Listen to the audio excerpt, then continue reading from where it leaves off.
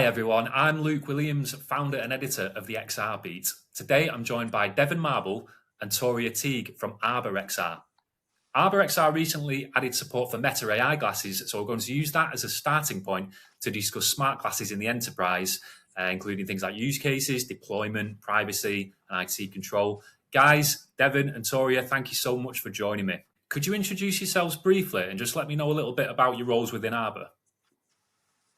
Yes, of course. I'm Toriah, and I've been at ArborXR for 3 months now, so I feel less like a newbie, but it's really good to be here. I'm the director of channel partnerships for EMEA, and what my role is to support with the channel partners and our valued resellers across the whole region, support them with any kinds of demos and the assistance in making sure that they are confident to go to market with our product and support their clients. My name's Devin. I work for ArborXR as the enterprise growth lead, and I help enterprises, educational institutions grow, expand, think about what it means to do more than 5 devices at scale and actually have an ROI. How do I do this? How do I get this off the ground? Which device and why? I help them solve all of those problems from data sanctioning to deployment. ArborXR came away from AWE saying that enterprise interest in smart glasses felt a bit different this year. What changed in the conversations that you were having? Oh, man. I think the thing that changed was a combination of form factor arrived right with use case. And that was special. I mean, we were walking around that floor, and not only were there a number of smart glasses with a HUD, without a HUD, but one of them was safety glasses. They're called the Vitor Helix. And they're literally safety-rated glasses with a camera in the middle, everything you would expect from Meta Ray-Bans, except for made for the frontline worker, specifically, not trying to convert a consumer product for B2B. And that was a really solid signal. And they had this phenomenal display that they were doing with NVIDIA, this partnership in Stanford. And I mean, I put those glasses on, and I was able to command a robot to pick up and mix some scientific stuff for me. And then I could ask a subject matter expert what I was doing and if I was doing it well. And that is really the key. The industry has been needing these frontline workers to be safer, to be faster, to be to have more tools at their tool belt, but they can't blind themselves. If you're in the back of a warehouse with low lighting, like there are union rules. You can't trip on things. You can't stick your fingers in a machine. So you can't wear a VR headset, a mixed reality headset. Sometimes even the Microsoft HoloLens, you can't wear that stuff. And so suddenly this form factor doesn't impede your vision, gives you an expert right in your ear and can see what you're doing and document. That is really amazing. And that's what was mainly different.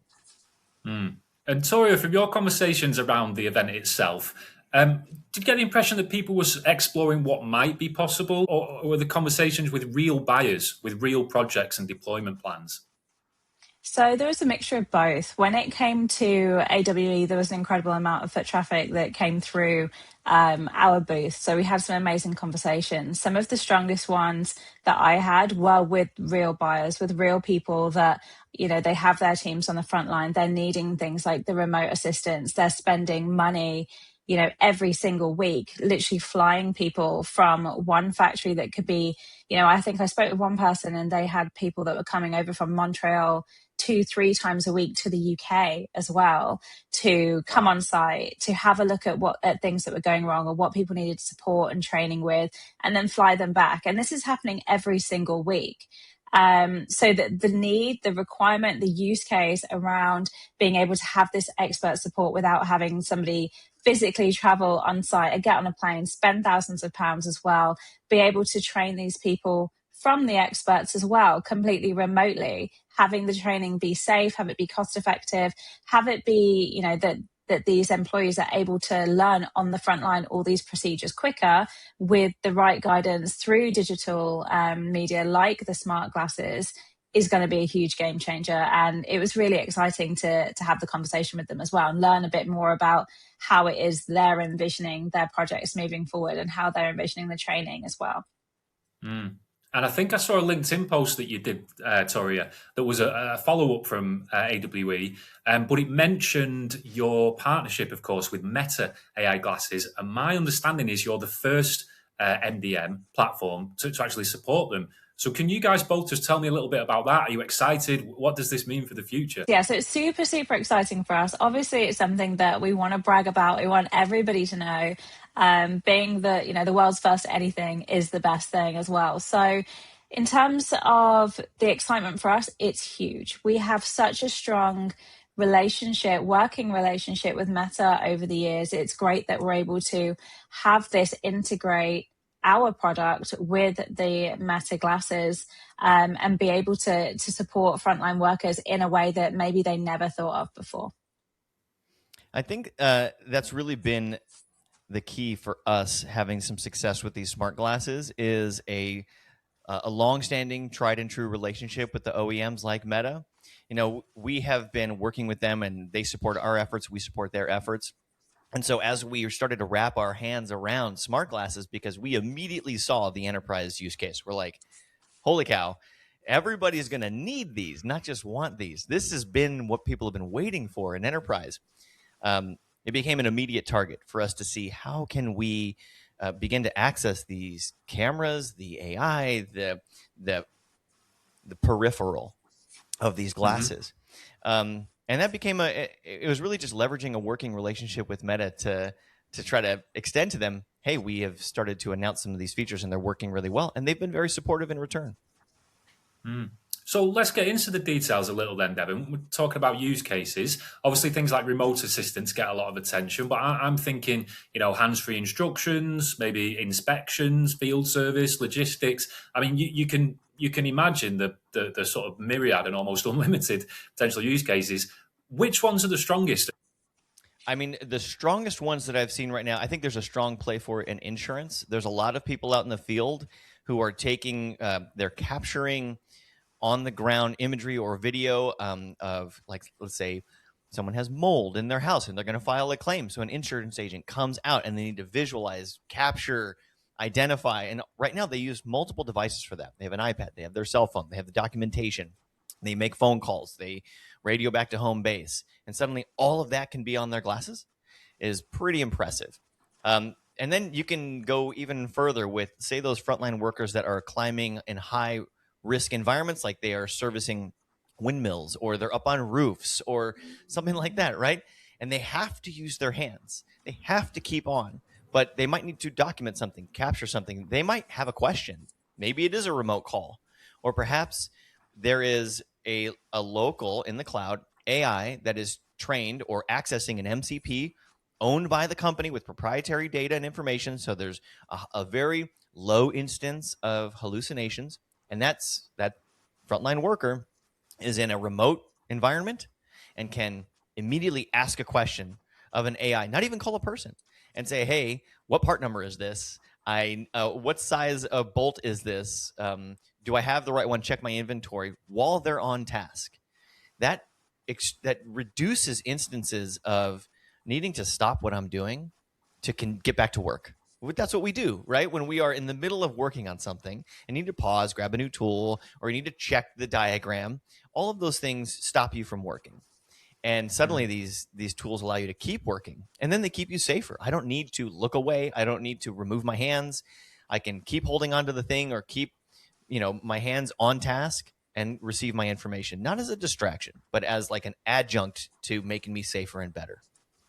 It's really interesting, Devin. Thanks for that. Which use cases do you see as starting to move more beyond trials and starting to scale within enterprises?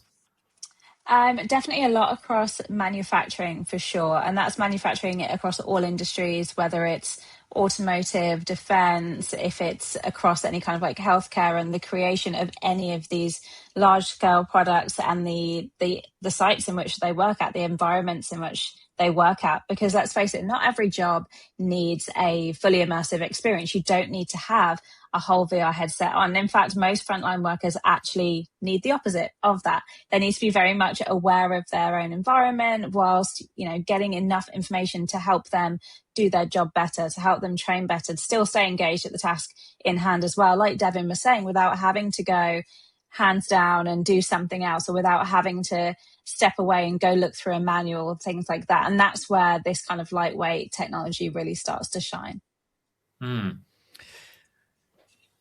Luke, I have a story that I'd like to share with you about a use case, an active, prospect or organization that we've been working with, and why I believe that smart glasses have such an important use case in this category.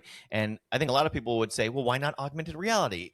That's what everyone's been trying to reach for. They want AR. The HoloLens died. Why would these smart glasses be the thing? So working with this large organization over the past few months, they have HoloLenses and they have Apple Vision Pros, and they're looking to continue their XR deployment, but they need to get the next stage of device because those are no longer growing and supported, and so they're looking for the next thing. So this all converges at AWE. We invite them out. We tell them we're going to show them the appropriate technology that meets their needs. They give us some guidelines, and we worked with the OEMs, the manufacturers, and we had the Samsung Galaxy XR for them. That's what they wanted to see, and they were very pleased with it when they came to our booth. And then they wanted to see something to replace the HoloLens, which we worked with HMS Global for the HMS Stingray, and that is the next AR spatial computing HoloLens replacement device that's out, and it's out of Japan. Really cool device. I got to play around with it. So both of those things are at our booth, and this organization, they bring a director and a couple of engineers. They try the Samsung Galaxy XR. It's exactly what they would expect. This looks like it's going to work. Great.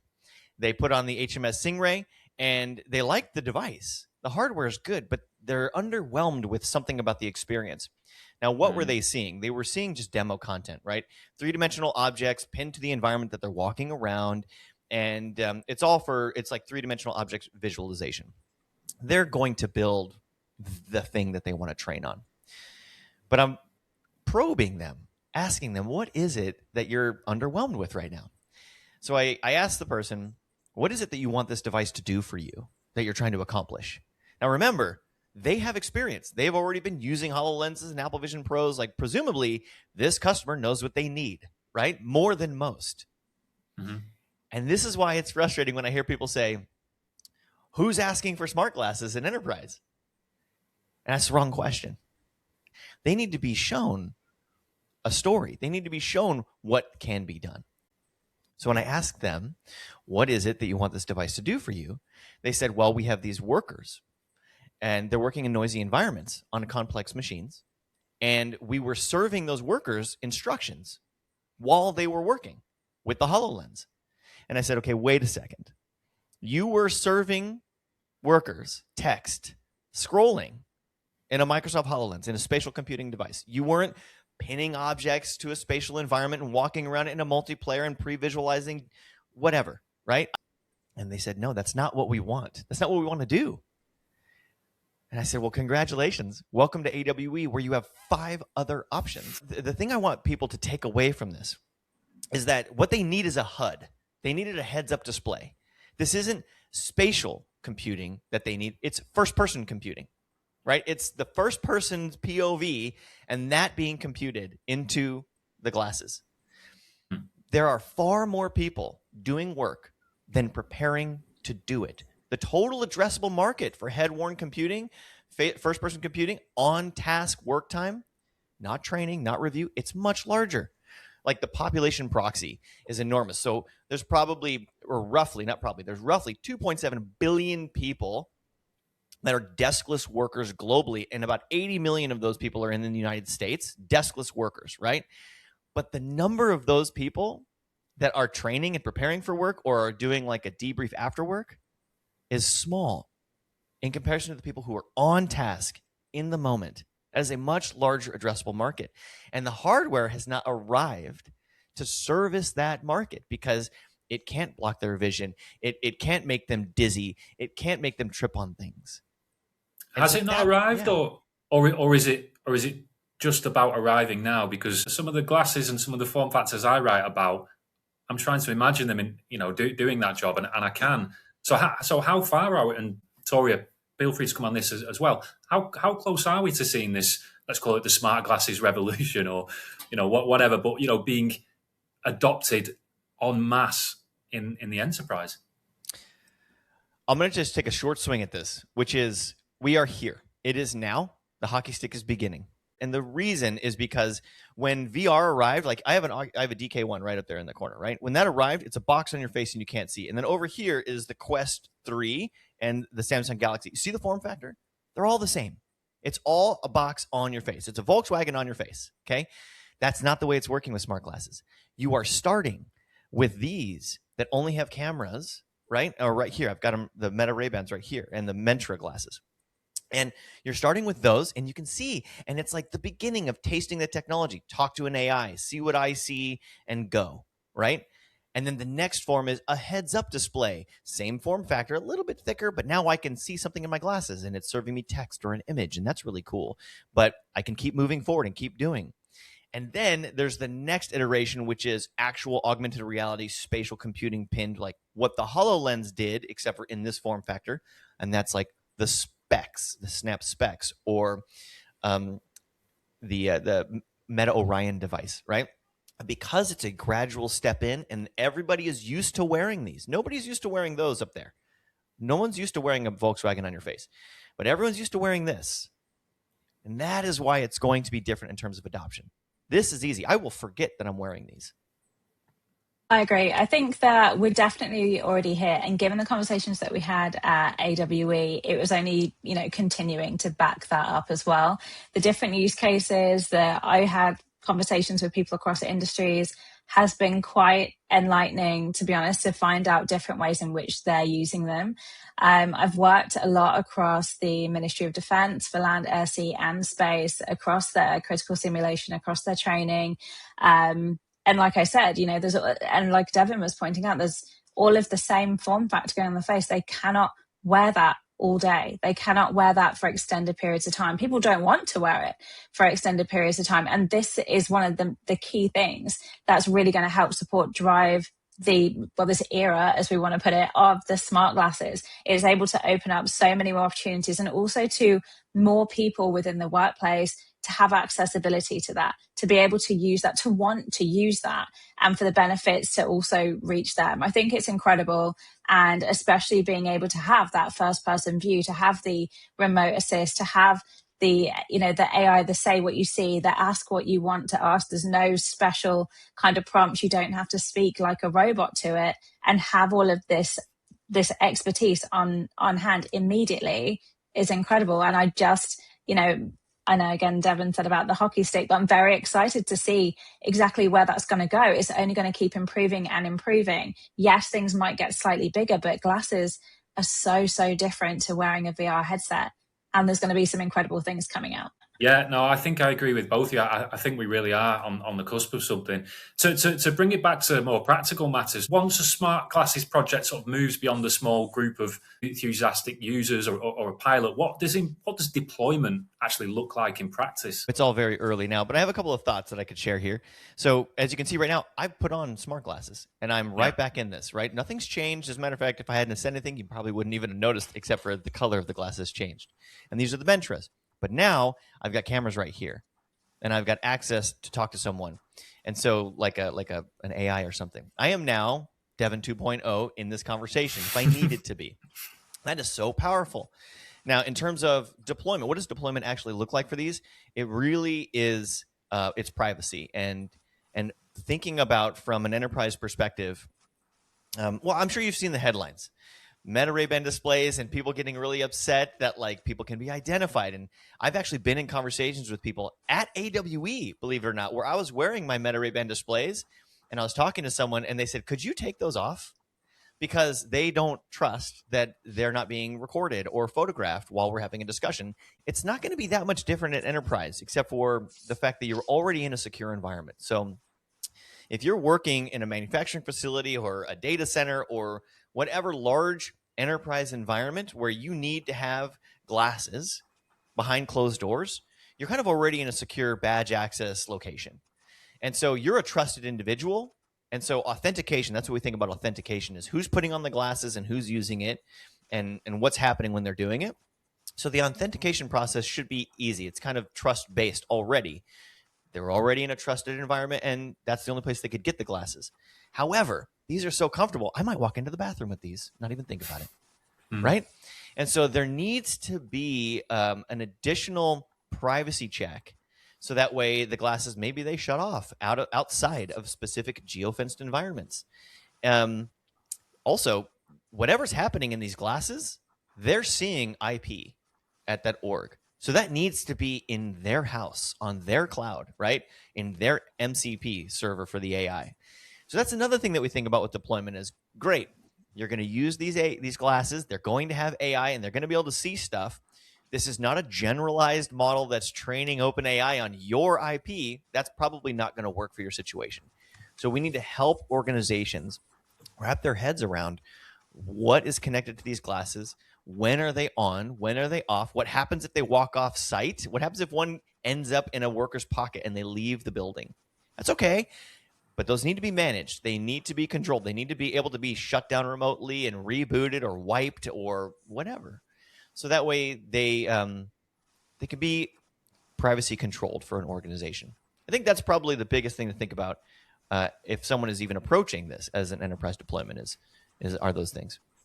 And I think with anything as well, with any new device, any new tech coming into a company, especially as you look at like the growth of VR over the years and the integration of that into the workplace and into education as well, is that all of the early success stories, they all come from that one initial group that started using it, that one little group that might have had a pilot of the 2 headsets or the 3 headsets, or this one part of the organization. They were the only ones that knew how to use it, and the only ones that had something on it. But to encourage that broader adoption across the organization, so whether it's nationally or if it's just in one location, you have to have that first pilot. And that's where we are at when it comes to the smart glasses. It's still very the early adoptive stages. It's getting the excitement, it's getting the understanding of the use of them and how good they are, but from the people that are actually going to be using it. We can say all day long about how great we think they are, how good we think they'd be for certain teams, and preach it to all of these organizations and the teams within them. But without that initial pilot group to bring on those success stories, to say, right, actually, we've been using these devices. This is what we've been using them for. This is how long we've done it. This is what we found. This is who likes it. This is who didn't. This is why. There's all these questions that have to be built around it to understand the real, benefit of this use case, to get the actual buy-in, to get to the understanding of an ROI to a company as well, to build that excitement and have other teams be going, I want to use that. I want to use this. And I've seen the same across VR when, there was a very high-end automotive organization that I've worked with previously. And what was crazy is that they had several different VR headsets of different brands in different parts of the company, but nobody knew that anybody else apart from their group had VR. And, they don't know about these things because to them, they're like, okay, well, we're the pilot. We have these headsets and we're doing this with these. And then I'd go and visit them on site, and actually, no, you have this group using these and this group using these. You're all using them for different things and all these different headsets, but everyone's getting excited. And that's what really drives this. That's what we need. And we need people to be asking the questions like, okay, well, how does it work? Why is it going to benefit me? How do I use this? What have I got to do with it to really, really drive these stories? And that's what I love as well. I love hearing how it started and where they're going and how that's growing throughout the company. I want to tell you a little bit about excitement here, Luke. Again, back to AWE, and Toriah was there. I mean, we were flooded. So typically at like these big conferences, you get a couple hundred people that come in as like, you might call it a sales qualified lead or a marketing qualified lead, like someone who's qualified. They come to you, they scan the badge, they actually have like a use case or a question, they're actively interested, and they want to continue talking. You walk away with 200 out of your conference, you're like, that's a pretty good day. We had over 500 come out of AWE, hitting our booth, taking meetings with us. And why? Part of the reason why is because we were already 2 months deep in practicing the deployment of these glasses, making mistakes with them, reiterating, like we saw the writing on the wall that these smart glasses are going to be a thing in enterprise. So we need to become and grab a hold of being trusted and tested with these, so we can come to the table to an enterprise who says, hey, what do I do with these? And are they useful? And we can say, watch out for this mistake. We've already tried this and it didn't work. Here's how you do it. And here's how you don't. Really interesting. And another thing that I hear a lot when I speak to particularly vendors is this idea of a champion, within an organization. So someone that really believes in the technology, drives it forward, and will, essentially inform other people within the business that this is worthwhile. Because let's be honest, there's always going to be people that either don't know about the technology, or they've never tried it, or they might not trust it, or it's new, isn't it? So I think that's another important thing that I'm sure you guys would agree with as well. There was one thing I wanted to ask you guys to almost speculate on this term, smart glasses. I feel like it's almost doing too much at the moment, because we have AI glasses and we have display glasses. And I just yesterday wrote about Even Reality, their G2 model, which doesn't have a camera at all. So what yeah, they look great. I need to get my hands on a pair. So what are the new categories going to be moving forward, and how will each one play into potential enterprise use cases? I like to think of this from a perspective of computing. So I think that there are 3 separate device classes, and they shouldn't be blended. So one, you've got smart glasses, and I call that first-person compute, right? It's combining no display AI glasses and a HUD, assisted reality glasses. So maybe there's a HUD, maybe there's not, but the AI glasses are connected to the cloud. They can see, they can talk to you, and sometimes they can serve you imagery or something in your lens. Those are they preserve real world vision. They can be worn all day. They can be worn on task, like they feel normal. That's category 1. Category 2 is true augmented reality, spatial computing, the world locked 3D overlays. So you have an image displayed in your waveguides in the glasses, but that image, if you step away from it, it gets smaller. If you get close to it, it gets bigger. You can walk around it, and it stays pinned to your living room. And then the third category is virtual reality and mixed reality, which this has been an uphill battle for the last decade, because it's all focused on pre-work and post-work, because you can't do a lot of on-task stuff with VR and MR unless you're doing like design visualization, like your Toyota, and you're actually designing in live while you're working. Or maybe it's retail experiences, sometimes that with AR as well. It's really limited. And so those are the 2 categories, or 3 categories. It's smart glasses, first-person compute that include a HUD or no HUD. It's augmented reality, spatial computing, and it's virtual reality and mixed reality. Makes sense to me. The XR industry, particularly with regards to smart glasses, which is what we've been talking about today, where will it be in, let's say, 2 to 3 years' time? I personally think there's going to be a bit of a mixture. Obviously, we work on an enterprise basis. That's our whole goal. Our whole aim is to support enterprise. I feel that smart glasses are going to grow across all industries, but I do see a heightened amount, not just from the manufacturing side and, from that kind of industrial side, but also in healthcare. I think in terms of, carers in the community, whether it's or in hospitals or different kind of medical facilities as well, but also for those that have different types of maybe, accessibility problems, where it could be supporting them in terms of different things in their surroundings, if they have sight issues, if they have hearing issues, if they have they need any kind of like guidance. I think accessibility for those that really do need it's going to play a huge part for, and I think as well, where they're becoming lighter, they're going to be more comfortable.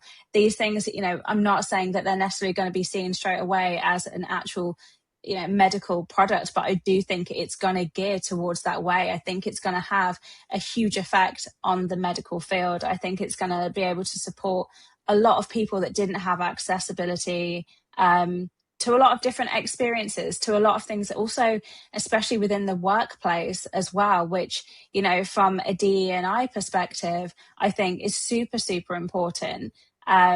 So yeah, I believe that being able to support people within the workplace and how they're able to operate and integrate within teams, irrelevant of their abilities and disabilities, I think it's going to play a huge part. I think that what's going to happen over the next 2 years is an exciting moment of pilot to production conversion. It's always been the challenge with VR, AR, mixed reality to convert a pilot into like a production deployment.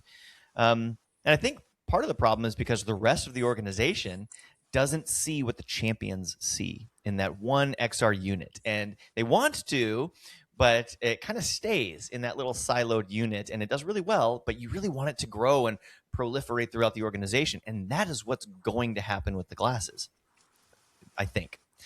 And so I think what we're going to start to see is more pilots happening at these organizations, these enterprises, and they're going to be at, it's a lower cost entry point. A HoloLens is $3,500, and these enterprise VR and mixed reality headsets are $1,000, $2,000, but smart glasses $600, and even with a HUD, sometimes $800 with a HUD.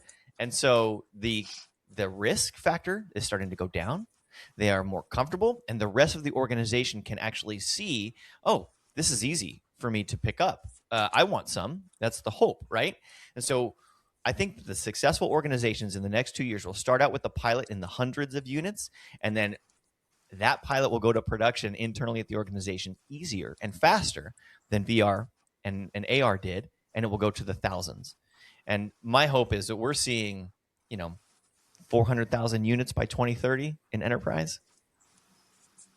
The pilots though as well, that it's just, it's not just like the champions, it's the excitement that they bring as well. It's literally getting those that are holding the purse strings, those that are the blockers essentially as well. And, we don't know what this is or we don't understand it. We just, it's getting the support that they need to understand what's going to make it successful, what that clear definition of success would look like to them. At the end of the day, you can have pilots that have hundreds of devices, and that's of course what we want, but we want them to be used, we want them to be successful, we want them to be asking the questions like how, what is it that we're trying to improve with these? How are we going to measure the success of these devices that we're bringing in? If the pilot works, how are we going to be able to support these thousands of devices? ArborXR, obviously. And just really, really driving into what success looks like. Having, not being afraid to ask questions, not being afraid to challenge people like us. We're the ones that are wanting to drive this, support them, lead it. Challenge us, ask the questions, ask the difficult questions, ask us why. We're never going to be offended by a question. We want to make sure that it's right, because when it's right, that's where the scale is. That's where you're going to see the growth. And there's, I just think it's going to be huge. There's going to be a big, I think that question, what does success look like, and talking more about ROI, I think we could do a whole nother roundtable on that. And I think we probably should, to be honest with you. That's a topic in itself, and very interesting, obviously, to enterprise buyers. That was all I had for you guys today. It's been really, really interesting. And I agree about the future of the industry. And I can't wait to see where it goes and how you guys at ArborXR play into that. So Devin and Toriah, I'll just say once again, thank you so much for your time, and let's do this again soon. Absolutely. Thanks for having us. It's been so much fun. It's been great. Take care, guys. Bye. You too.